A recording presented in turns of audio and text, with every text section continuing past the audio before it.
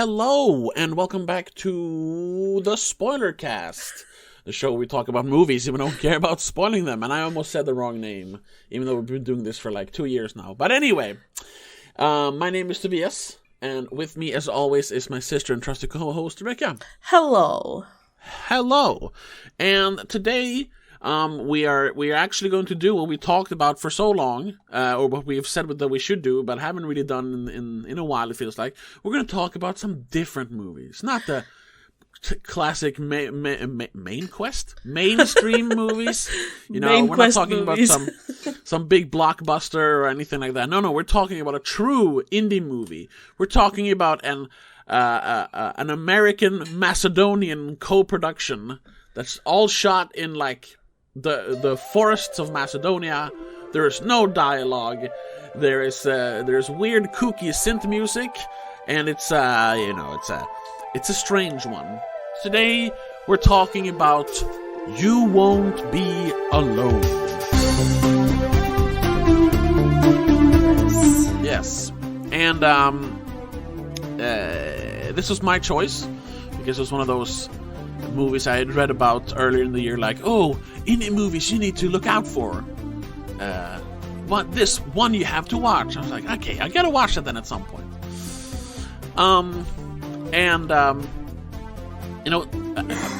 Part of you joining this podcast was so I could show you weird movies. So I thought this would be a perfect one to discuss on the podcast. Yeah, sure. I mean, it's a movie that would never have popped up on my radar, to be honest. Exactly. Because as much as you have grown as a movie appreciator and critic, I suppose, you're still struggling a little bit with the weirder stuff. Yes. Here's an like behind the scenes look. We were thinking about doing an episode on Natural Born Killers a while back. So I actually I came over to Rebecca's house and we watched it together. Well, we started watching it. We started watching it, and about, 40 minutes in, you were like, can we turn this off? This is too weird. Yeah. There are certain kinds of weird that work. That one was just annoyingly weird. Yeah. Hey, short spoiler cast on that one. Rebecca thinks it's annoyingly weird. I think it's like one of the most important movies about the 90s, made in the 90s, you know? Yeah. It's an underappreciated masterpiece. Anyway, sure. let's move on to You Won't Be Alone. And once again, I'm going to ask you to start then. What did you think of the movie? Because I've heard a little bit of what you think, but... Yeah, no, watching it was really... First of all, it's kind of difficult because it's in Macedonian. Yeah. What little dialogue there is. Yeah. So you really need to focus. You actually have to watch the movie. Oh my god. No, but like properly focus. Like you can't even fucking blink. You might have misunderstood something. Yeah. I mean, you always get the point. You get what they're trying to say, even if you miss a few words here and there. But it's hard to keep track of something when it's so difficult to understand them. It's like I said with back when we did the Oscars episodes with Drive My Car. Drive My Car, yes. There's almost too much effort to keep listening to this language you don't understand at all. Well, it's also I think especially with these two movies, the way we watch them, because they're not technically available in our country. Yeah. Because we live in a fucking culturally backwoods country called Sweden. So we don't get certain movies. So we have to get them other ways. I don't know. They just pop up on my screen and I watch them. But yeah, the subtitling isn't always perfect. Yeah. And also I think there's a certain like not language, obviously language barrier, but like a translation barrier, because we don't speak like they do. Yeah, it doesn't perfectly translate to English when they. Yeah, I so some of the dialogue. Even if you get like what they're trying to say, it feels off sometimes. It sounds off sometimes, yes. But I mean, yeah, you can tell that that's not really the word they would have used. No, exactly. But that's not the movie's fault. No. That's just us not knowing Macedonian. Yeah, exactly. This is the first time I've ever heard, I think, Macedonian language spoken outside of like Eurovision Song Contest. Yeah, probably.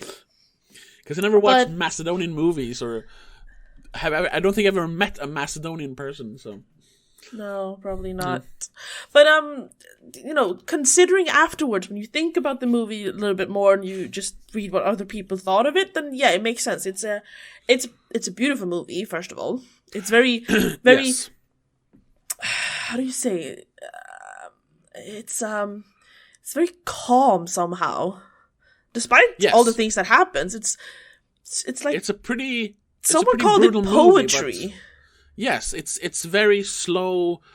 It's meditative. I saw a lot of people, and this was kind of funny because I didn't read any reviews before I wrote mine. Of course, if you want to read my review, it's on letterboxd.com/ I don't even know. Zeus Ex Machina. Yours, or I think you can search for Tobias Vidén and you'll find it. Right. And there's also a link on our link tree, I think. Yeah. Anyway, so it was kind of funny because I wrote that it was a meditation on humanity. Exactly, it's a meditation on humanity. And then I read some reviews, and like a lot of people use meditative or meditation, or meditation on life and humanity, or something like that. Yeah, because that's literally what it is. Like it's just like meditation. It's very slow, methodical. Very like it feels so calming almost, even though some of the stuff that happens is horrific. Yeah, but it opens up also because we get to see so many different stages of life through the same person's eyes. Yeah, but also it's the same person but from different perspectives, which is very, very rare. But it adds movies. This whole, like, you're going through an entire life, but you're going through different lives, and you're still the same core of person. Yeah. So you see everything through the same person's eyes, I suppose. Yeah. Which adds to the whole experiencing life to the fullest kind of thing. Yeah. Now, this is a brand new... Well, it's not brand new anymore, but I mean, it's not a lot, I don't think a lot of people have seen it, so we don't want to spoil too much. It premiered in Sundance... Must have been last year, right? January 2022, technically, apparently. Oh, okay. But if you Google it, it's like labeled 2021, but I think that's because they finished it then. Yeah, exactly. So we don't want to spoil too much, but I can say that the little description on IMDb is not exactly what the movie is about. It makes it sound like a completely different movie. It's very different. I think we need to spoil a little bit about what the movie is about. Well, yeah, we can explain the movie without spoiling all the twists and turns. Yeah. So what the movie is really about is that there is an old witch, Old Maid Maria. Yes. She's one of those fairy tales that you tell children to be careful about so they don't run away. But she's actually real, you know. Yeah. She's a witch. Who she goes home to this woman. I guess she's a widower or something because it's just the woman. There's no husband or man there. Yeah, and how they translated it, it's like she lives in Old Maid Maria's old home. Yes. And Maria goes there to take her child, basically. Yeah. They don't. It's, I guess, Macedonian culture doesn't explain witches quite the same way we do. There's a lot of shape shifting, and they're kind of, from what I understand, almost immortal because they can take people's bodies. Yes. So she goes there to take a newborn baby's body, basically. And the mom is like, please don't. I'll give her to you when she's older. Let me have her until she's 16 at least. And she marks herself. She cuts her arm as a show of a token of faith or something, or good faith. And Maria's like, well, we have to mark the baby as well. And she rips out the baby's tongue. Yeah, that's what she does, right? Yeah, it was kind of unclear. And also, it's so dumb. I thought she just I don't know, took her vocal cords or something. Yeah, but that's which she does because she doesn't have any scars later, and it's sorry, I have to nitpick before we go on with the premise, because the baby is screaming. Every baby in this movie just screams. There's a couple of babies, and they never do anything else but scream, except for the last baby, I suppose. And when Maid Maria rips out the baby's tongue, the baby stops screaming. And like, oh yeah, I get it. When you don't have a tongue, you can't speak. Yeah. But you can still make sounds. You just can't make words because the tongue is needed to make the T's and R's and L's and stuff. But the baby shouldn't stop screaming. If anything, it should scream even more since you ripped out part of its body. Yes. For some reason, it stopped screaming. I thought that was very annoying, and I was like, shit. This is like in the first 10 minutes maybe, yeah. It's just like, oh no. Maybe it's just it's part of the spell that she stole the voice kind of thing. Yeah, I guess. The kid is just stunned, I guess. Yeah, because then later, or right after that, the mother takes the baby to a sacred cave. It's a holy cave. There's crosses. Because there's a cross somewhere, yeah. Yeah. And she puts the baby there and says, she can't get to you in here. She can't, cross the holy something, whatever. Yeah. And then she goes back and says, oh my god, the wolf eatress. They keeps calling them wolf eaters, or eatresses, since they're women, instead of calling them witches. The only one who calls them witches is the main character. She took my baby. And then fast forward, I'm guessing about 16 years. And this poor baby has grown up alone out there in that cave. Her mom has come by and given her food and stuff, but she's basically feral. She doesn't know anything about the outside world. She's only seen what little she's seen are through holes in the roof of this or the so she's not unaccustomed to sunlight. No. And she's only heard the noises of people passing by, but she never meets anyone. Yeah, that's why she keeps saying the sky eats everything, because anything she sees, it disappears when it passes, those holes in the ceiling. And leaves to her are just these things that falls from the sky. She doesn't know that they're attached to trees and stuff like that. And her mom hasn't I guess she's taught her to speak sort of, because she has inner monologue. Or in a monologue, yeah. I suppose the mother talks to her, even though she can't reply. It feels like a pretty, loveless relationship, even though she hid her there out of love. She's not taught her anything about the outside world. She just kept her there for 16 years. Yeah. But then, of course... The witch arrives. Yeah. What were you going to say? No, I was thinking, after 16 years of trying to keep this child safe and realizing that she's slowly becoming just, like you said, feral, I suppose you kind of give up on keep giving the love and stuff, even though you've spent all this time trying to keep the baby safe. I don't know. I guess it just becomes tedious eventually. I guess, yeah. Also, she probably knows she's going to fail. Because you can't really win against a witch when you make a promise like that. No. So 16 years go by. And one day, I think it's a falcon, or maybe it's it's an eagle. An eagle lands in the cave. And we've earlier in the movie, discovered that, witches or wolf eatresses are shapeshifters. So the mother appears and shoo, get out of here. And she chases the eagle out of the cave. But then she comes back and she's all changed. Yes. Almost like she has shape-shifted. So, yeah, the witch killed the mother and took over her body, and then takes the little girl, or I guess now the woman. Well, not quite. The girl. The teenager. The teenager, yeah.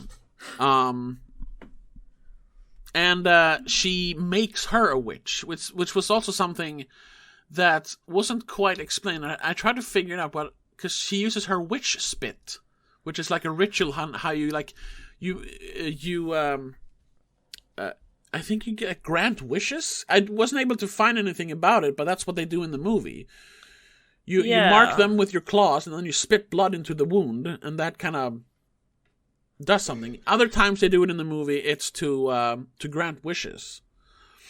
So I'm guessing. Yeah, that's I what guess it it is. depends on what your affirmation is with it or something, like what you're putting into it, perhaps. Yeah. So, and she says, like, I only get to do one witch spit. So, so this is the only time she's going to do it. So she can have a daughter, basically, it feels like. Yeah, because she's obviously lonely. Yeah, and we can maybe get to that later. It feels almost like we're going to have to explain the plot of this movie to make it make sense. Makes sense. We're trying to avoid. Yeah, we'll avoid bigger certain things, spoilers. though. Yeah. So she takes this teenager with her out into the wilds where she lives, because she's a witch. So she lives in the forest and teaches her how to drink blood, because all witches eat or drink is blood. I feel like it's a crossover from vampires and witches, but I don't know. Yeah, almost. Yeah, because it's based on Macedonian folklore and stories that the director Goran something was told when he was a child. Stolevsky, right? Yeah. So from what I understand, it's very It's a traditional kind of it's folk horror, kind of like The Witch, Yeah, but it's specific to Macedonia. Yeah. But since the child or the teenager has she has no knowledge of the world, she first of all, she acts like a child. She acts like she's 3 years old, basically. She has obviously had stunted growth. She's not a teenager in any sense of the word. And she doesn't understand things, and she can't speak, obviously. So she's kind of a disappointment to the witch. So at one point, the witch just abandons her, you're a disgrace. I can't believe I wasted my wish spit on you, and just leaves her in the forest. And it is at that point, and she made her a witch. She has the claws that a witch has. Yes, that's what happened when she spit on her. She did the witch spit. She became a witch. So she just leaves her there, and at that point, when she leaves, she basically shows her without instructing her how to shapeshift. Yeah, she turns into a wolf or a dog or something. I think it's a wolf. Yeah. So she just leaves her there, and leaves her to make it on her own, basically. Yeah. And she happens upon some people in a field that are a cornfield, and one of them is giving birth, standing up. Yeah. That's the first time she meets other people, right? I think so. Yeah. Yeah, it is. I'm trying to remember in which order things happened. Yeah. So this is where she starts exploring other people. She goes into the village. She runs around a little bit and just chases chickens and stuff. Yeah. Yeah, but then she explores stuff. Yeah, and all while having this inner monologue about the things she sees. Yeah. And now it's not the sky swallowing things anymore. It's the forest. No, the sky is still swallowing everything because the horizon is where she stops seeing things. She explains everything so interestingly. Her life is like a river because they just keep moving through the forest like water, and she calls the life or water life or something. I don't remember exactly what she says. But that's also part of why it's kind of hard to decipher what they're talking about, because she doesn't speak like a regular person. She doesn't know how a regular person speaks. She just knows a few words, and she clings to them very much. So everything is, like you said, the river is life. Everything flows like a river. And then she is trees are magical to her, the way she looks at them. Yeah. She doesn't understand, what humans do when sounds come out of their mouths when they open them. Yeah. She doesn't know how to say that that's just speech and what they're talking about. Yeah. But in a hayloft she discovers a little baby. Another baby who just screams and cries and cries and screams. So she, she's just looking at it, and then Numira Paz comes out of nowhere and gets murdered in her first 30 seconds in the movie.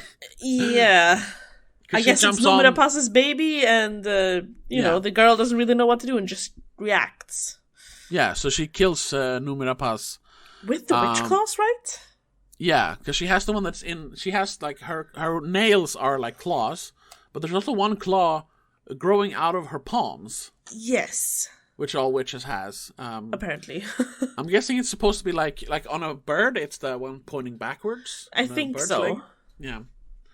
So they're kind of like I guess it's an amalgamation of a bunch of witch stuff. It's like a hag raven in Skyrim, you know. They have like witches. They're witches, but they have like bird-like features. I don't know. Anyway, but now she has this dead body here, so she sees this as a perfect opportunity to disguise herself as part of this village. So she takes on Numera Pass's shape in the most disgusting way, which we see hints of earlier in the movie. To shapeshift, the witch like rips out the guts and flesh from a person and shoves it in her own body by opening up like a wound on her chest. I don't know if they replaced their heart with theirs or something. Something like that, yeah. They put parts of the dead person's body into themselves to take on their form. Yeah, it's disgusting. Yeah. And then we know when they want to shapeshift back to just pull out all the guts and flesh. Yeah, it's like so put weird. it in a pocket. It's so weird. Yeah. But it's a pretty cool effect when she just opens up her chest. It looks super. Yeah, realistic. There's one. I think it's later on when we actually like they zoom in on it and just put that's the only thing we see, and it's really well made. Yeah. There's not a lot of like special effects, but it's that one and a couple of more things, and they're all pretty well made. Oh yeah, I guess because they had so little to focus on. Like, we're gonna make these 3 things very good. Yeah, because the rest of the movie is just her walking around in villages and amongst people and just experiencing them and studying them, basically. Yeah, because from there on, you know, she spends some time as Numera Pass's character. I don't remember her name. They don't mention her by name, but she has a name in the credits. Yeah. It's like Boloka or something. Bosilka something. Bosilka, yeah. I think. And she starts experiencing the first thing she experiences is the difference between women and men, because she's never met another. She doesn't know what woman or man is, but she's figuring out that, there's 2 different kinds of people. And I am a woman, and woman does this, man does that. We should point out that even though she takes another person's form, she still can't speak. No, exactly. I mean, she has a tongue, though. That's the first thing she experiences as Numera Pass. That's right. Because she keeps sticking her tongue out and like eating hay and stuff. Like, But she doesn't know how to speak, so she can't, you know. She's never done it, so. Exactly. And she starts discovering she discovers like emotions, which is a thing she's never had. She's never had emotions, which is so weird. She's never experienced anything that makes her happy or sad, so she doesn't know what crying is. Yeah, she sees a woman crying and she tries to imitate her, which just the disrespect to fake cry in the face of someone who's crying, but she doesn't know any better. But it's interesting though, because first of all, Numera Pass does a great job doing all of that. All of the emotions she explores, amazing. Yeah, we should also say that I think everyone in the movie is great. I mean, a lot of them are just like extras doing, extra stuff, but I mean, it all feels so authentic. Everyone feels like a 19th peasant century farmer from exactly. It feels very authentic. Yeah. And especially then the actors who have a little more to do, like Numera Pass and Alice Englert and the guy, because at one point she shapeshifts into a man. Yeah. It's either Carlotto Cotta or Felix Maritaud. I don't know how to pronounce that. Yeah. I think it's one of those. I'm not sure because I can't really see their faces properly. Yeah. But throughout the movie then, now we can kind of like skip through it. Yeah, be vague. Because throughout the movie, she keeps realizing that she doesn't, like there are always an aspect of humanity or like society. Specifically this little world that she's experiencing at the moment. That like it's not the best. I mean, there are good aspects of it, but usually, she finds a flaw. she finds a flaw and she wants to get away from it. Because it's a big enough flaw that it's annoying or just, I'm not happy here. Why should I stay, basically? Yeah. But she's always drawn back to it because it's even if it sometimes isn't great, it's better than being alone.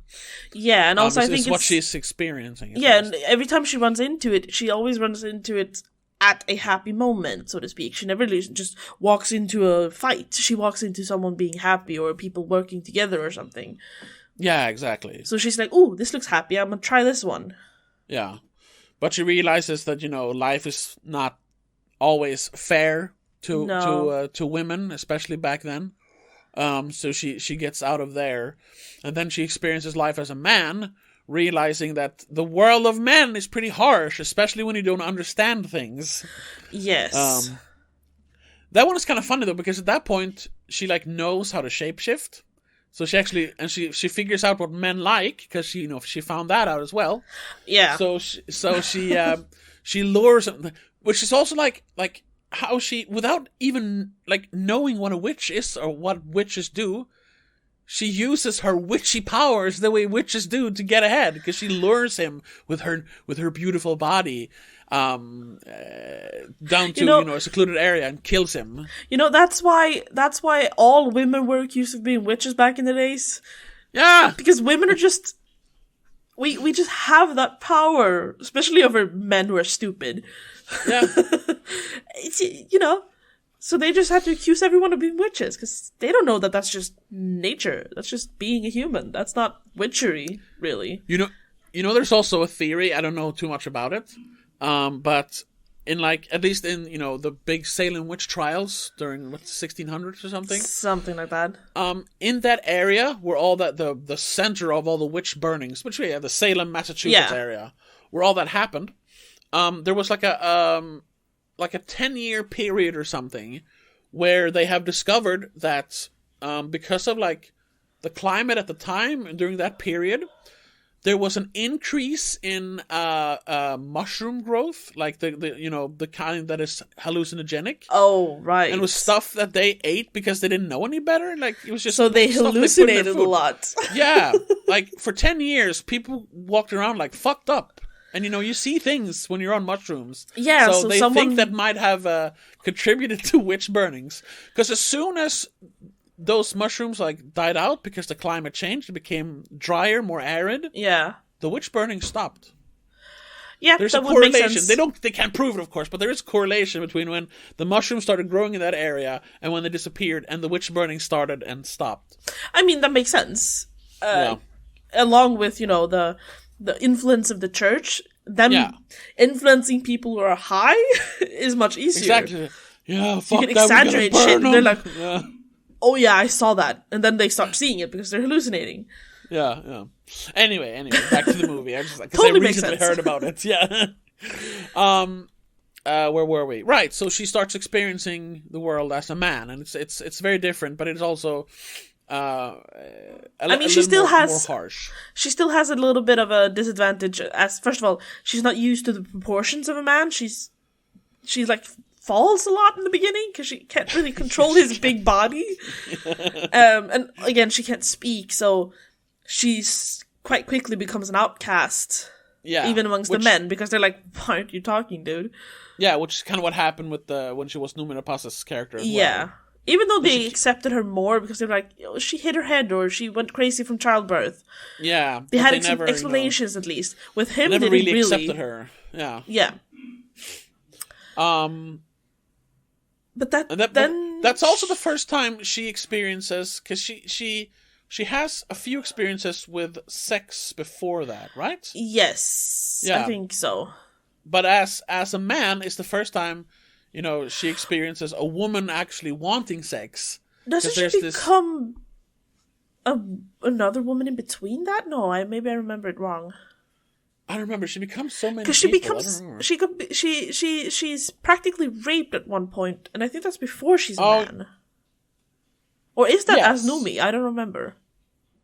I think, damn it, now I don't remember. No, it might be another part in between, but that's a short one. I think she leaves quite quickly after that experience, and fuck that. She becomes the wife of someone, Yeah. And it's an abusive relationship. Yeah. Where, that's where she learns leaves about, that quite quickly. Yeah, she learns about the cheek slaps. Right. The slapping cheeks. Because she keeps getting hit in the face by people because she's stupid. Or she appears stupid because she can't speak. She doesn't understand things. Yeah. But she experiences, like... As a man, she experienced the positive thing about it, I suppose. Yeah, well, also a woman actually taking initiative and wanting to have sex with him, her, whatever, they. The witch girl. And she also experiences an orgasm as a man. Yes. Excuse me. I choked on the word. Oh my god. Which of course, gives her insight into why they are the way they are. Yeah. She's like, oh. Yeah.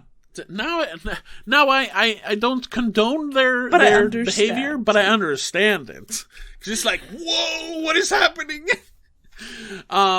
Anyway, but then she being a man doesn't work out, so she finds an opportunity to change again. That, because there's a child who actually fell off a cliff as a bunch of children were playing, and she died. The kid cracked her skull open. Yeah. So so she takes the child's body basically. Yeah. Which causes a bit of confusion, but at the same time is a valid reason for her not to be speaking. Yeah. She takes over the child's body and rejoins her community. Yes. Still as a mute. But they kind of explain that away, like, oh, but she hit her head. She'll grow out of it. Yeah. And I mean, she doesn't. No. That's when she becomes Biliana. Biliana, yes, which is... Played, as an older person, played by Alice Englert. Yes. Which is kind of funny because... I think that's supposed to be the main character. Yes. But she appears when there's half an hour left of the movie, basically. Or like 35, 40 minutes. It is, however, when she experiences the most out of life, I suppose. Yeah, because since she has lived an entire life, or at least 16 years of a life, without knowing anything, like we said before, she is basically a child still. Yeah. So trying to experience life as a grown woman or a grown man is it's not going to work because she doesn't have the experience. So her becoming a child again is just, it's the way it should have been. She gets to restart. Yeah, she get a fresh start. She gets to experience a good life, from what we understand. Because that village, that community seems, a bit more, harmonious. For the most part, I mean, it's still at least towards 17th, the children, 18th so century, Macedonia. Yeah. So, but still.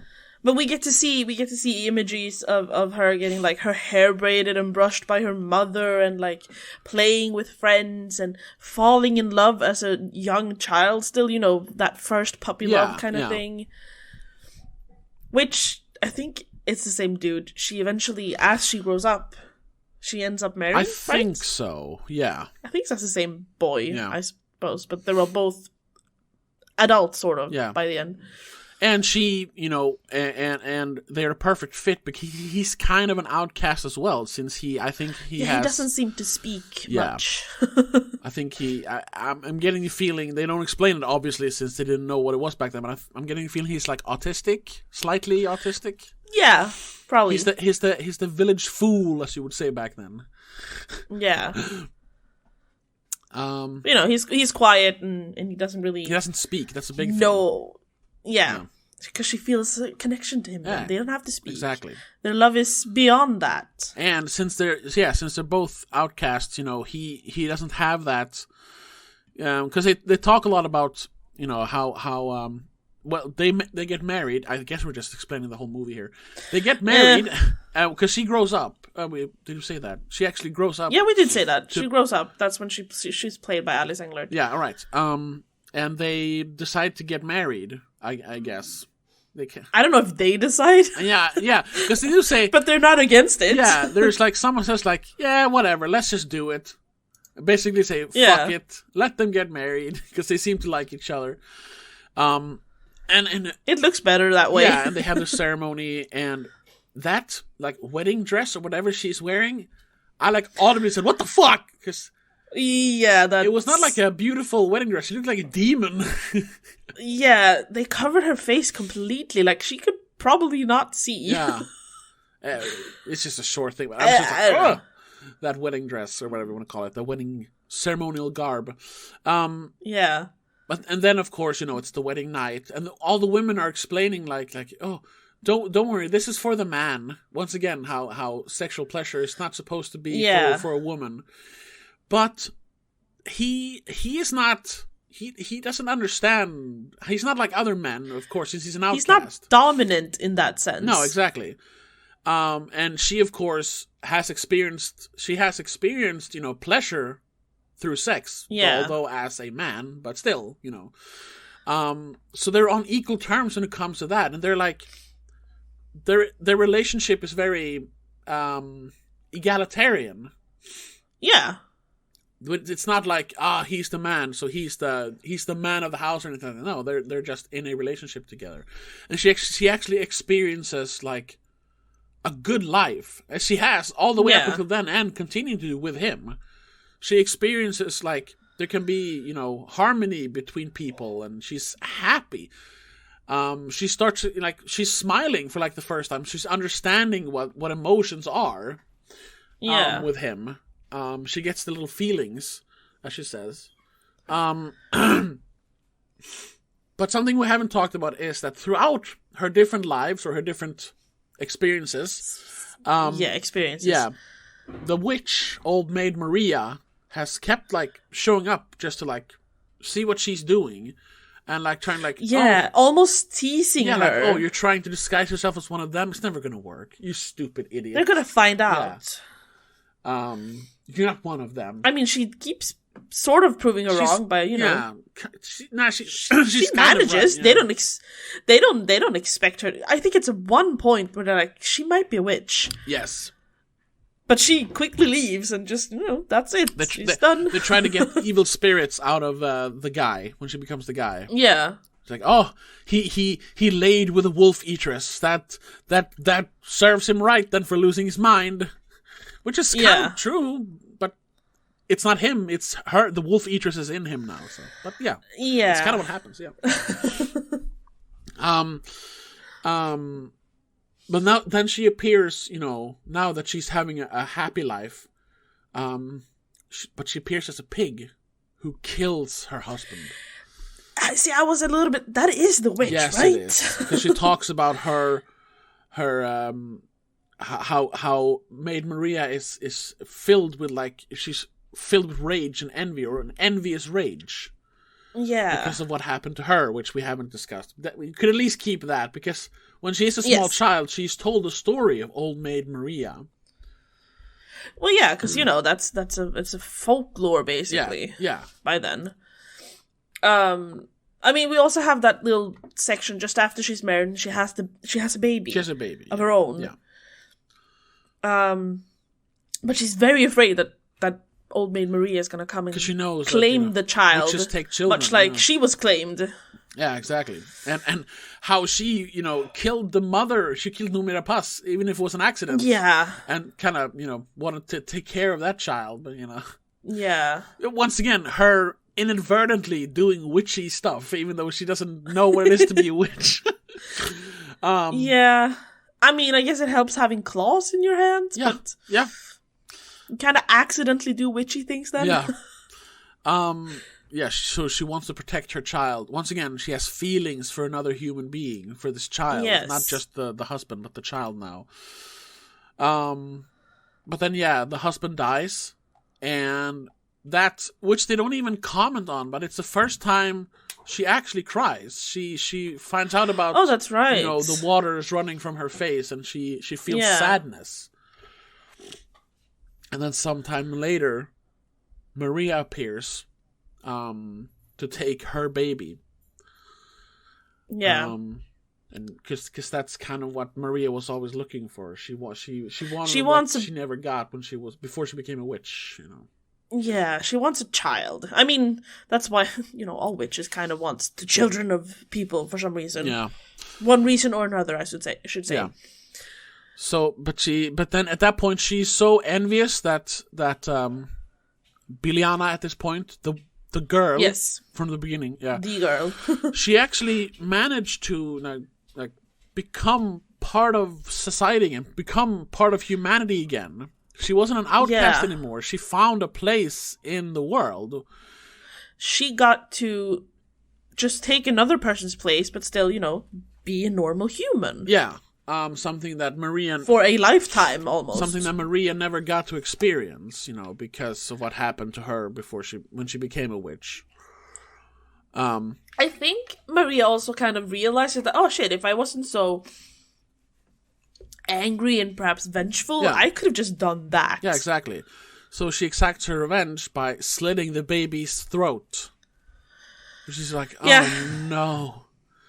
But then, without even... I guess we're just talking about the whole movie. Yeah, whatever. That's not really like what happens in the movie. Isn't really the point. No, of the that's movie, exactly what we're talking about. That's the plot. The story. That's not the story. The story is the themes and the meditations, as we're talking about. Yes. But anyway, so when Maria slits the baby's throat, she just like the mother, the girl, she snaps into it and turns the baby into a witch. Yes, right. Yes, she without hesitation uses her one witch's spit to bring the baby back to life. Yes, turning her into a witch, but, that might be worth it. Making her immortal. Yeah. She gets to have her own baby for the rest of her life. Yeah. And at that point she knows that even a witch can live a good life, so... Yeah. It's not really a curse. Maybe a little bit, if someone finds out, but... As long as they manage to keep their claws hidden, they're probably good. Yeah. And Maria just can't understand. She's like, you just gave it up without hesitation? The one thing we have over them? She's like, yeah. Because she doesn't say it, but, we understand because she felt true love to this baby. Yeah, because she loves this child and she wants to be with it forever. And it's her child. That power is much stronger than any unholy powers you get from being a witch. Like you learn everywhere, even in Harry Potter, the strongest power there is love. Yeah. Listen to Huey Lewis and the news. They know what they're talking about. The power of love. Oh, yes. It's a curious thing. Exactly. And I think at that point, even Maria, cries, right? I think we see tears in her face. Yeah. Because she realized... No, I'm not sure if it's, she's sad that she wasted so much of her own time, or if she's happy for them, or if she's just, I don't know, upset in general. I think it's her realizing that she has... because of all her hate and her envy and her rage, she has wasted hundreds of years. Because from what I understand, she's at least 100 years old. Well, yeah, because she's an old legend when they talk about her around the campfire, sort of. She wasted, a century on just roaming the forests and being this angry witch character when she could have actually had a life. Yeah. I mean, she could have literally chosen any life she wanted. Yeah. But that also has to do with how she became a witch. It was kind of, that's true. It was kind of a wish from a monkey's paw. It's a wish that comes with a curse later on, sort of, Yeah. Yeah. So, it's understandable why she chose the life she did. Because of what happened. I mean, it's not always a choice either. It's just, it's what happens, kind of what happens when shit goes down. Yeah. So yeah, all of this was just to explain why the text on IMDb is completely wrong. Yeah. It's not a witch stealing a young girl. No, that's the first no, she's 20 minutes. The rest is the girl discovering what it means to be human. Yeah, and living life. Warts and all. Yeah, exactly. Speaking of witches. But this has... The movie has very mixed. It's either a 2-star movie or it's a 4 to 5-star movie. Yeah. According to people. Both on Letterboxd and IMDb. It has a pretty solid Metascore, 79, which is pretty good. Yes. I haven't read any of those reviews though. No, me neither. But I've mostly read the ones on Letterboxd for once. Yeah, we have, but you know what? We kind of went right into a discussion about what the movie's about, and then talking about the actual plot, but we haven't talked about what we thought of the movie. Well, you mentioned a little bit. Well, I mentioned that. See, that's the thing, because watching it, trying to keep up with what's happening, and at the same time understanding what they're trying to show you and tell you what the plot is and what's the story, and then also doing it in Macedonian. Yeah. It made it kind of difficult to keep track of what's happening and understand everything. So for me, it wasn't the best movie to watch. No. It wasn't fantastic. I did not at first see all the meditative aspects of it and how it's a experience. Yeah. For me, it was just like, what the hell is going on? She's walking around. She's talking to herself. Now she's this person. Now she's that the person. acting is great. Yeah, everyone. Like I said, everyone's great. Like, what are they trying to do? Yeah. I didn't really get that until I started reading people's reviews and then it makes sort sense. Of okay, it's the cycle of life. It's the bad with the good and all that stuff. Yeah. Which is which is why I now, as we're talking about it, I appreciate it more. Yeah. But I'm not sure I'm going to rewatch it unless, I guess, I find a dubbed version. No, it's not. Which is horrible. I shouldn't say that, because you should dub movies. No, we shouldn't do that. The only movies you should dub are like kids' movies, because kids, they need to listen to their own language. It's hard to read and appreciate a movie at the same time. Anything else, subtitles, please. Yes. Yeah, like it's not like Die Hard. I'm not gonna watch this every once every year because it was such an amazing movie. It's more like a movie like I don't know, Phantom Thread. Like I've seen that twice in the 5 years it's been out. I love that movie, but I'm not like, I want to watch it all the time because it's kind of a tough watch. It's not an exciting experience. It's just if you want to watch it, you watch it because you want to experience that specific emotion, I suppose, or like contemplate life in this case. Yeah, and I mean, though I have to say, the tags drama and horror doesn't really work for me. I don't see it as a horror film, even though it has to do with a witch. It's not scary. No, it's not. It's not particularly scary. There's a couple of moments that are kind of like, unnerving, sure, but it's not scary. But I think it technically falls into folk horror. Sure, I think it does. But because it does have certain horrific bits and pieces here and there, specifically tied to the folktale bits. Yeah, but I wouldn't call it a horror movie. I wouldn't. It's a drama. It's kind of outside genres because it has some horror, it has some drama. It's a movie. You know what? It's an experience. But yeah, it's because you have movies that you can watch over and over again because they're very easily digestible and, there's this fun car chase that it's awesome to watch. But, a lot of movies aren't like that. Movies are supposed to be, like, experienced and then talked about. Maybe you rewatch it sometime with someone who you think is going to enjoy it or something like that. But I don't see that as a detriment. I mean... No. Of course, it's a plus if you can watch a movie over and over again, but I don't think you have to... A great movie doesn't have to be a movie you can watch over and over again. No, there are different kinds of movies. There are movies that are a great experience that you only need to have once. Yeah. And there are movies that are entertaining that you can rewatch without having to focus too much. Perfect example, I think I brought up before, Shaun of the Dead. It is infinitely rewatchable because it's so clever, it's so funny. That's also, like, comedies. Comedies are great for rewatching because, hey, it makes you laugh. You want to laugh, right? Yeah. Yeah. Which is why you don't watch sad movies too often. No, exactly. You don't want to cry too much. It's good to experience it. It's good to know, sometimes life is hard and life is sad. Yeah. Another thing I just heard on the Joe Rogan podcast, they were doing their little group get-together where they do some, like, spin-off on the podcast, but whatever. And they... For some reason, they started talking very briefly about A Marriage Story, the Adam Driver, Scarlett Johansson movie. That I have yet to see, but I've added it on my watch list. We should do an episode on that as well, because it's one of the best movies to come out in the last 10 years. Because I think, they briefly talk about Adam Driver, and Joe mentions the scene where, they scream at each other, because he saw that on, like, YouTube. And they're like, it's Marriage Story, it's great. He's like, but I don't want to watch movies like that. I don't want to watch movies about stuff that, like, happens next door to you He likes to watch happy movies. He does like. Yeah. Why would you watch something that makes you sad?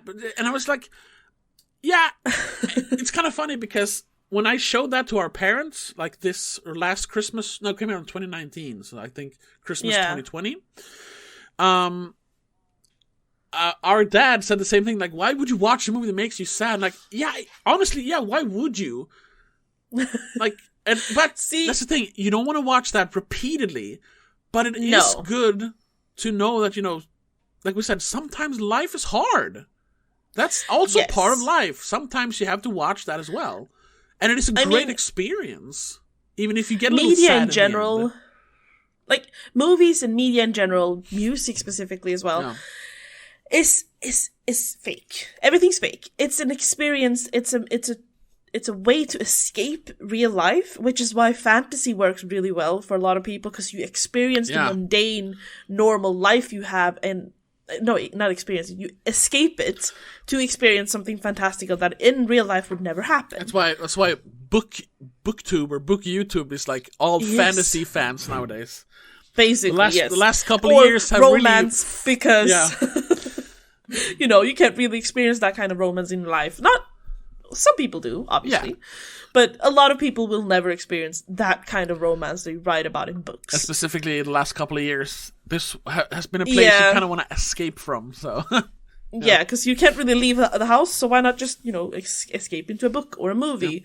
Yeah. Movies, however, were scarce because productions take people and places. Yeah. So books were ideal. Yeah. But back to I agree. Movies are made to escape. Yeah, sure. Your normal life. But also sometimes you need to realize that there are darker sides even to escaping your life. So you need to watch horror films or dramas and thrillers, because sometimes it's good to experience other emotions than just happiness. Exactly. Yeah, it makes you. I mean, that's kind of what this movie is about. Yes. You need to experience everything that life entails. Then, you don't, if you want to focus on being happy, of course, that's a very good thing to focus on. Yeah, in the end, that's what you should strive for. Yeah, but, But you need to understand that along the way, you will be sad. Exactly. Or upset, or scared. And if anything, it's going to help you appreciate happiness more if you know, like, yes. Oh, this is the exact opposite of what I hate feeling, sadness or loneliness or whatever. It's, exactly. Which is, like you said, that's kind of what this movie is about. That's what people say. It's a meditation on life. It's a very broad theme, but it nails it down pretty fucking well, I think. Because it's exactly that. You get to experience all stages and versions of life through one person. Yeah, and through a person who is completely unbiased. Because they have no basics. Exactly. She's truly she's not really a woman. She's not really, she's obviously not a man, because she was just brought up as this creature basically in a cave. Yeah, I was about to say thing. Yeah, she doesn't know what it is to be a woman or a man. She experiences that from a truly outsider perspective. Yeah. Which is very, very, very, maybe it's not 100% perfect the way they did it, but it's a very, very interesting way of telling a story like this. Completely unbiased.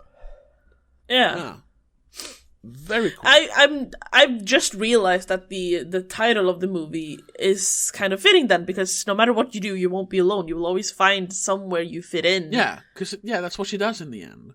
And that's what both her and Maria struggles with, loneliness. Yeah, trying to fit in, to be alone. Yeah, to not be alone. That's why Maria made the choices she made that put her in the situation she is, because she didn't want to be alone. Yeah, and that's why whatever that child, the original child was called, I don't even remember. No, I don't think we get to know the child's name. Yeah, that's why she seeks out humanity time and time again, even though she has negative experiences. She doesn't want to be alone. She got that taste of companionship and she wants it. Yeah. And it's true. Yeah. It's beautiful. Yeah. I found a completely middle ground review. Oh? I gave it 3 stars. Yeah. Is it on Letterboxd by someone called Corwin? Okay. And they draw a pretty good comparison to another Noomi Rapace film, Okay. Lamb, Oh, Lamb. Yeah. Okay. because it has a similar visual tone. Yes. It's all very base colors and dreary, sort of. There's no A lot like, of landscapes. It's lots of landscape, and a pretty landscape, to be honest. Yes. Even though we see mostly just fields throughout You Won't Be Alone, it just feels, I don't know, it's like a painting Yes, at points. it's very beautiful. Yeah, it's that, you people talk about a natural beauty. This is literal natural beauty because it's the beauty of nature. Yeah. I think we said the same about Lamb, to be honest. Yes, exactly. And while Lamb talks more about the unconditional love for certain things, You Won't Be Alone is more of, trying to not be alone, finding happiness, I suppose. But they have similar basic themes. That it's not something extraordinary, even though they have an extraordinary twist to it, because, a lamb humanoid is weird. And this is a witch we're talking about. Yeah. Even though she looks like a human most of the time. But they still just discuss or make you experience base feelings in a beautiful way. Yeah, it's using, and that's what we talk about when we talk about like really, really well made horror movies. They're not just made to scare you; they're made to make you think about something. They're about something. Exactly. Any good movie should be about something. Yeah, exactly. But you can like, this movie is about a witch's coven who wants to resurrect their golden king Paimon. Yeah, but it's also a movie about like loss and the how a family loses itself after their youngest child dies. Yeah, exactly. Hereditary. Yeah, and how and how evil can be passed down through generations. Hereditarily, Anyway, also, a likeness is that this is Goran Stolevsky's first full-length film, I think. I think he mostly made shorts. I think some TV stuff before this, maybe.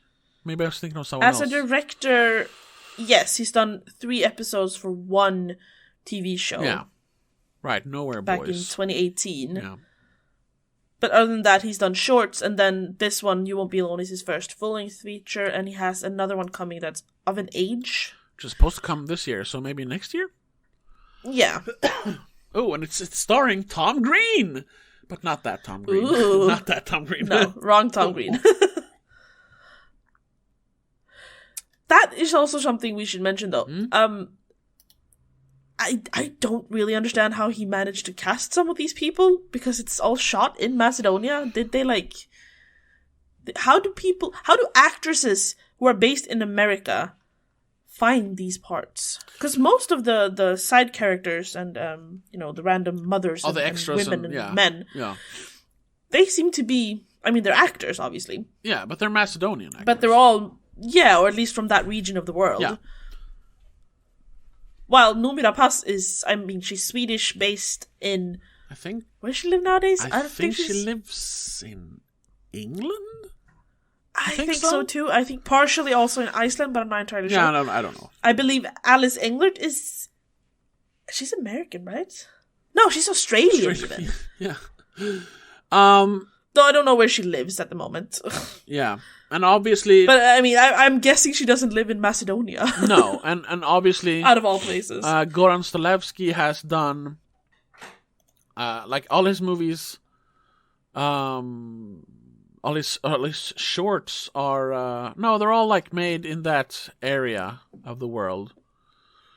At least it looks like it. If you look at... the actors' names and everything. But the TV show he made, Nowhere Boys. That might be American though, right? Yeah, I think so. Or Australian. He had... Yeah, or Australian. He did have... there were American production teams involved in this, Yes, I was going to get to that. He obviously, because he is... like a lot of his shorts have been very celebrated and shown in film festivals and stuff. That's probably how we got a chance to direct some like mainstream TV, and that's probably how we got in touch with producers in, if it's Australia or America or whatever. Yeah.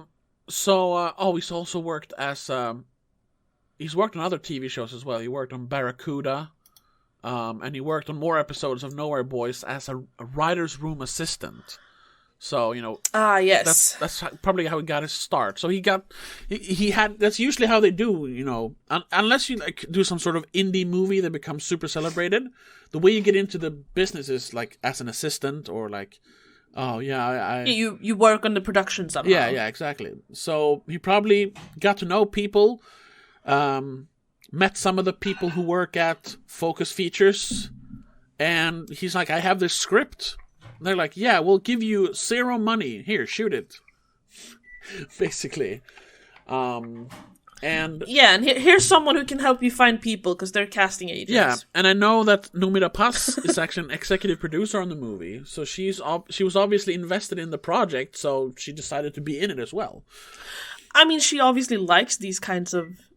I think she likes taking a chance on smaller productions as well. Yeah.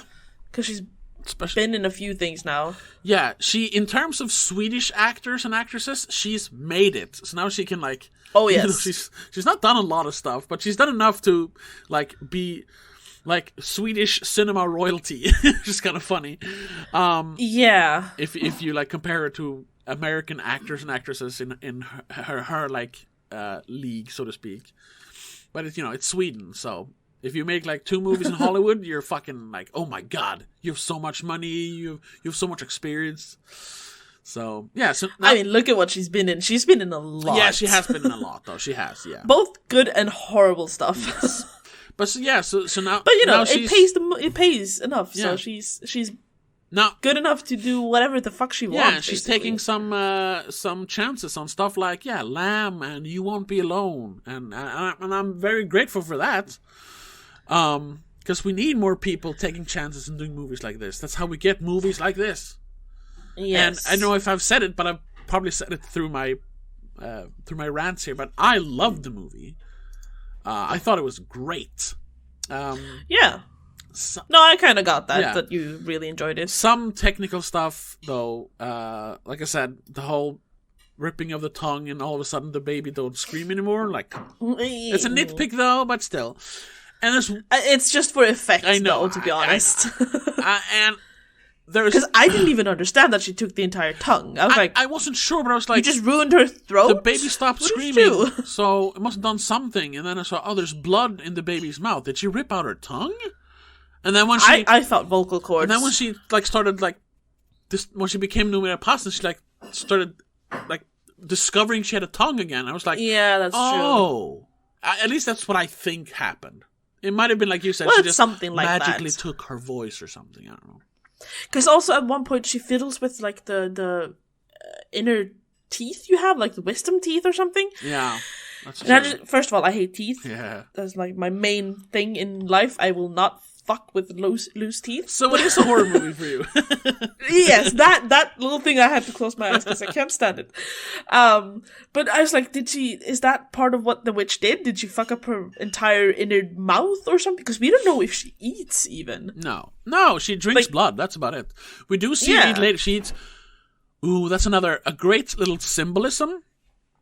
I don't know. Maybe I'm just overanalyzing, but. It's not like specific moments, but as each character, she does eat an apple.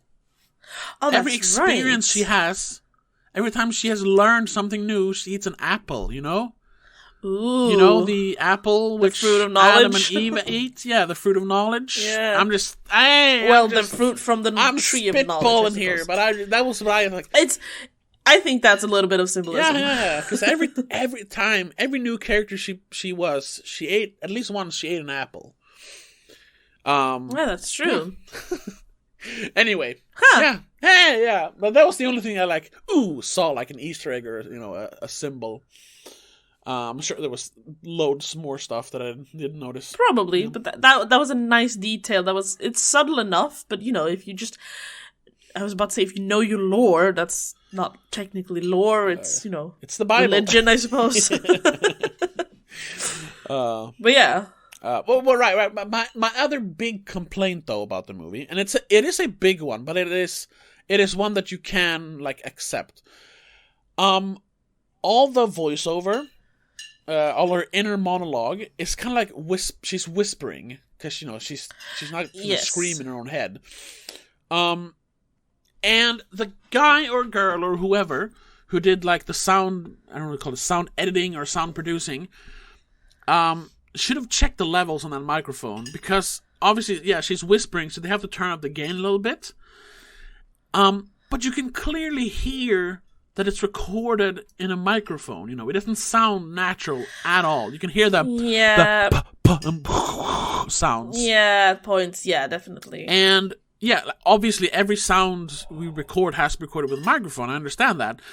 But like when you're trying to record dialogue, you want it to sound natural, especially in a movie that takes place in the like 1700s or something. A movie production shouldn't sound like we do. Exactly. And all her voiceover sounds like someone talking into, an padded mic. It was very annoying. At times, it was like, ooh, it almost peaked, it sounded like. Not quite that bad, but it took me out at a couple of times. I was like, move your mouth from the microphone, lady. I'm sorry to Samuel Baker, who is the dialogue editor, but you failed. That was a couple of times that annoyed me. It's not enough to ruin the movie, obviously, but no. It was a little annoying, I gotta say. Other than that, I love the movie. I think I reacted to like the music being loud at points as well. Yeah, that was also the choice to have synth music. Maybe it wasn't loud, it was just jarring or something. I don't know. I thought the music was good, but usually when you see like a folk horror movie like this or a folk tale movie like this, you usually like use more traditional instruments. So it was a little jarring, but it bothered me at first when you first hear it, when she's like growing up in the cave and they start playing this dee-doo-doo-dee-doo-doo sound. Yeah, I guess that's to add a bit of the horror of being trapped in a cave alone for all your life. But yeah, it did meld into the world eventually. Yes, it didn't take me out of the movie later. I still recognize that this is a synthesizer, but other than that, I liked the music. It was fine. Yeah. But that microphone, god damn it. God damn it. But all in all, like we said, the movie is it's an art piece. Yes. It's because it's more than just a movie. It's an experience. It's something that you can technically freeze frame and keep those as images and art if you want. Oh yeah, because most of it looks so pretty. All the Even visual stuff is the great. The poster, yeah, looks amazing. Yes, I guess it's also because we're very. We're not very anti, but we're very done with the whole colorful and clashing and loud that we've seen in recent years. Yeah, the classic, all the actors' faces, big title. Yeah, doesn't really say much about the movie. A specific franchise comes to mind, but I'm not. Yeah, how about we don't mention that this time? But you all know what we're talking about. Yes, I prefer these toned down and more, I suppose, mystical, because looking at the poster, you don't really understand that it's a witch. You just go, what something the heck off. Is that woman? Yeah, because of her fingers, or her nails, I suppose. Yeah. Is that Numira Pass on the poster? I think so. I think so, probably. They wanted to at least have a recognizable face, but you barely see her face because of the title is over her it's just eye. And her mouth is covered by her hand, but I think that's because of the dark hair, and she looks. It's also skinny. One of the few people in this movie that you will literally go, "Oh, I know that one." Yeah, exactly. That's why they're really. They're kind of banking on her. And I mean, hey, even if you're doing an indie movie, you gotta bank on something. So yeah, and she's not a bad person to bank on. No, because she's actually cool. She's famous and. She plays a significant role in the movie. It's the first other person she becomes. So, I also like that that she's not like the star of the movie. She's just another character. Half an hour. She's just one of the big moments. She's not. Yeah, like she's not the main character towards the end. Half an hour into the movie, she appears, and she is the star for that part because she is that person now for a while. But like just as fast as she appears in the movie, she disappears and is never mentioned again. She's just another actor in the movie. And then the star becomes that guy, and then later it's Alice Englert. It's nice that they didn't try to make this a star vehicle that she didn't try to make it a star vehicle for herself since she was a producer. Yeah, be in the movie more. But however, her character, her part of the character is the one where she experiences the most, I suppose. I think so. Yeah, because it's a lot at once for her. Yes. It's the companionship of women. It's the evil of men. It's the trying to express yourself. Yeah. In general. Yeah. And the other ones are more like focused in on a specific part of humanity. Yeah. That's true. But I might have changed my score a little bit. I might have added a star now. Yeah, about it. And that's yeah. And I was gonna say we were talking about that before, like. What kind of movie this is. And we've talked about that before. This is one of those movies that not demands, but it definitely opens up for a discussion or a conversation afterwards. Yes. It's not just, that was a really good movie. We've been talking, sure, we spend a lot of time just recanting what happens in the movie, but... about 40 minutes of that, but yes.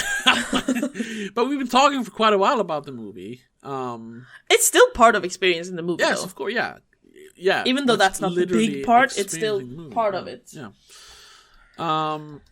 So I really enjoyed it. And once again, since you just said it, you changed your score from a 2 to a 3.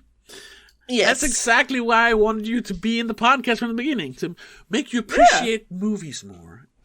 And that's why we do this podcast, to hopefully to our very small audience for now. Very small. Tell all your friends. To help people experience and appreciate more movies, and maybe movies you wouldn't see otherwise. That's why we do what we do, and that's why we should do more movies like this. But there's the gift and the curse of it all, because this episode won't get nearly as many views as some other stuff we do. Probably not. So, like over time, perhaps. But we need to have some clickbait as well. Yes, but then you gotta sprinkle in stuff like this, so people can like, oh, what is this? Yeah, which we will continue doing. Yeah, obviously. Should we do something we haven't done in a while? Read some reviews. Sure. Because, like I said, I gave this a 4 out of 5, so that's like an 8 out of 10. Yeah, literally an 8 out of 10. But it actually, if you look at Metascore or Metacritic, it has 10 out of 10 from The Guardian. Ooh. Yeah. Benjamin Lee says, it's a deft and thrilling conceit, experiencing the highs and lows of life, through different people. Solevsky, in a film that feels less like a debut and more a late-stage magnum opus, calm down, has found an ingenious vessel to make profound observations on gender, sex, and being. Yeah, exactly. That's what it is, And then a lot of people... yeah? No, there's a few 10 out of 10, but the first one I find on IMDb from user reviews actually phrases it perfectly. If cinema is the study of our existence, then this film is the masterclass. Yeah, exactly. And that's what art is. Art imitating life, imitating art. Art is how we experience life. Yeah, we deal with life. We deal with experiences. We need to make something of what we experience. So we make art. Yeah. Some people just bottle it up. Some people get angry. Some people don't really care about experiencing much. But then you have people that are called artists, and they translate their emotions and experiences into art. And that is exactly what this is. This is pure art. There was actually one more 10 out of 10 review from Time Out. Writing, Stephen A. Russell writes, Beating with a wild and restless energy, the film's fearsome but ferociously beautiful heart marks the emergence of a rare and remarkable talent. Yeah, I agree. Yeah. But then, of course, we have one person who just didn't get it. Gave it a 3 out of 10. From I don't know, The Rap. I don't know what they are. I'm not gonna say that, typical The Rap, but whatever. It says here, you won't be alone may not be a dumb or unimaginative exercise in style, but it also rarely encourages viewers to engage meaningfully with whatever's on screen. What? But yeah, then, I'm sorry, but then, yeah, you didn't pay attention. Because that's all the movie's about. You paid less attention than I did. Yeah. That might be it. Like, he isn't... Sure. This was Simon Abrams. Maybe he's not used to watching movies with subtitles. Especially one where the person who is speaking for 99% of the movie isn't speaking like a regular person, and it's translated from a language we rarely hear. So, yeah. Yeah. But still, like, saying that viewers can't engage meaningfully with whatever's on screen, like, that's the whole point of the movie. To translate what's happening on the screen into, experiences about, or your knowledge about life. Like, that's the whole point. So, sorry, but I think that guy missed the point a little bit. There's a lot of people who are user reviews who are giving it a 1 star because they don't understand it. It's pretentious bullshit, or it's just, Slav guys being like propaganda people. No, come on. Propaganda. Someone called it what? Tedious, uneventful, and just kind of confusing. Listen, I'll well, yeah, because you don't understand the language, probably. Yeah, and I'll say this, which is also a typical thing when it comes to indie movies and smaller movies. They're not made for a broad audience. It's kind of unapproachable. Yeah, very little dialogue in a weird language. It's not super long. It's like an hour 45, but it's very slow moving, and it's not spelled out to you what it's about. Except for in the end. I think it's very obvious towards the end what the movie's about. At least I thought so. So yeah, it's not like you just sit down and like you watch it with some popcorn. It's not that kind of movie. So yeah, it won't appeal to everyone, and I understand that. But there's two 1-star reviews that I have to just quickly tell you what they are. Sure. One of them is if someone's giving this a 5 star, it must be because their lives are astonishingly boring and depressing. A witch kills people, has sex with guys, and takes over their bodies. That's it.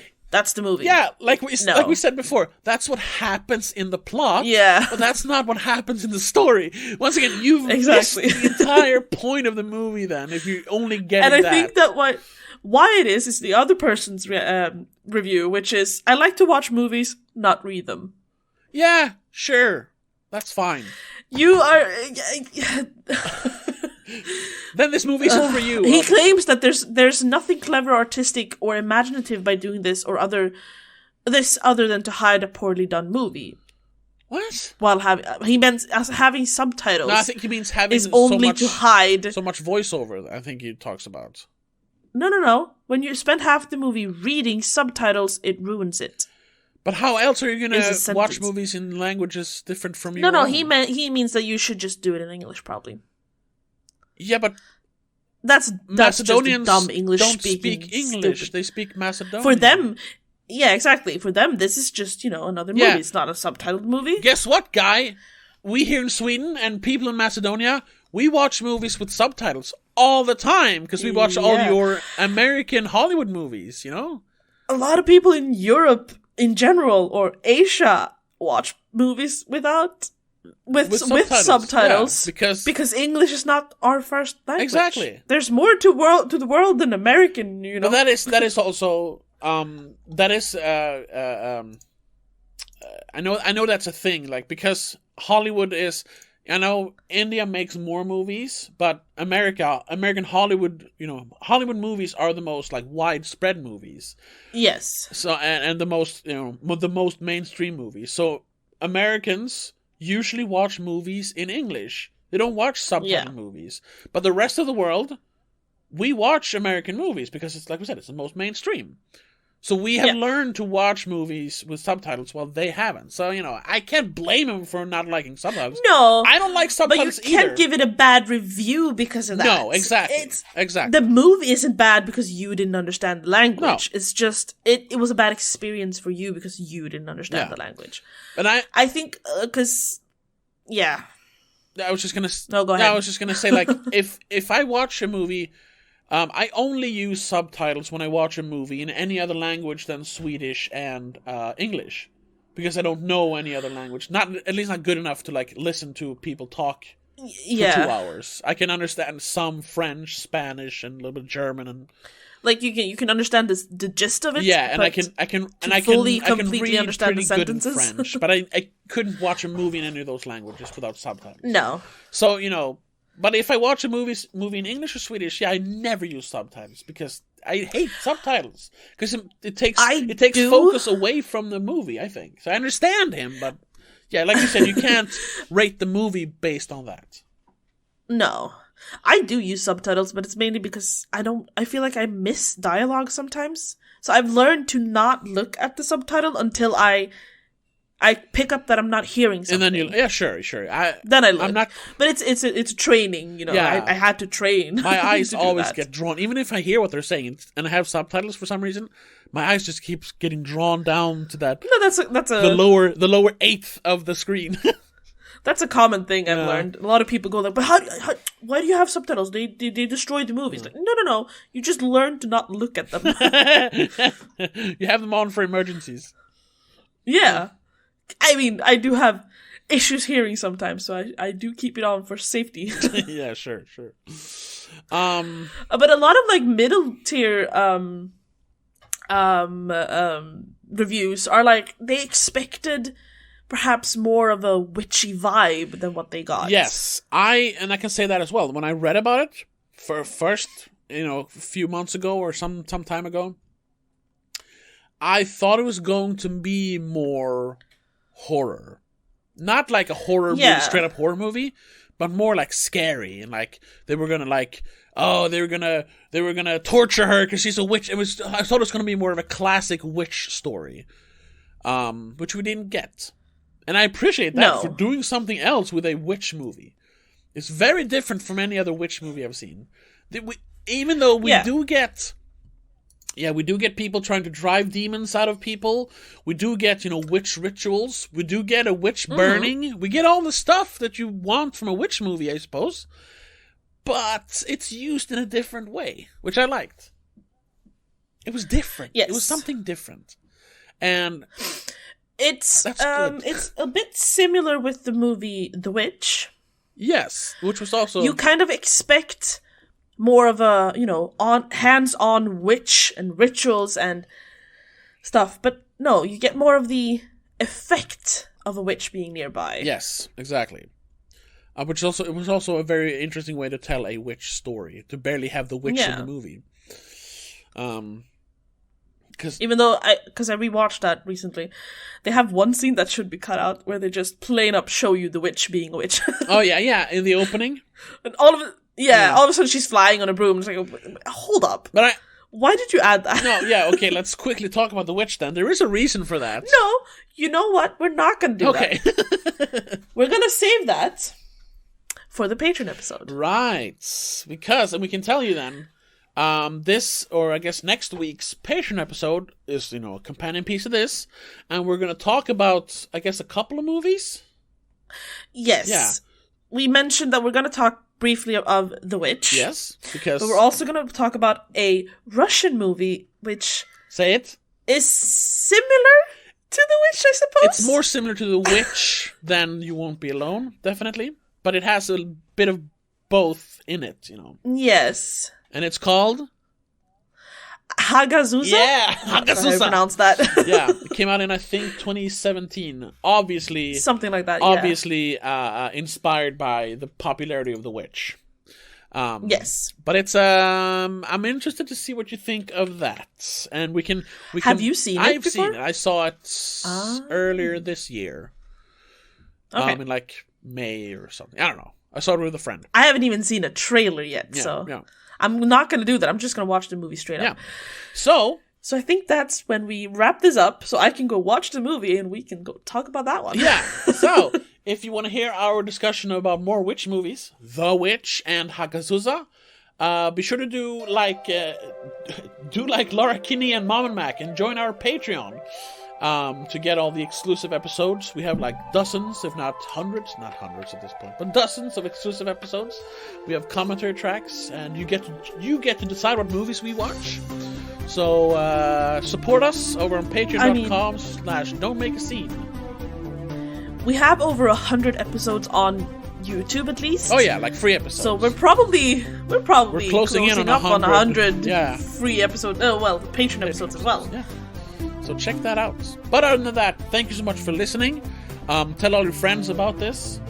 Check out the movie, even though we kind of told you the whole movie. It's still a movie worth watching, definitely. Yes, because we are explaining the visuals and stuff is not enough. You need to watch it. It's a movie you need to experience. Yeah.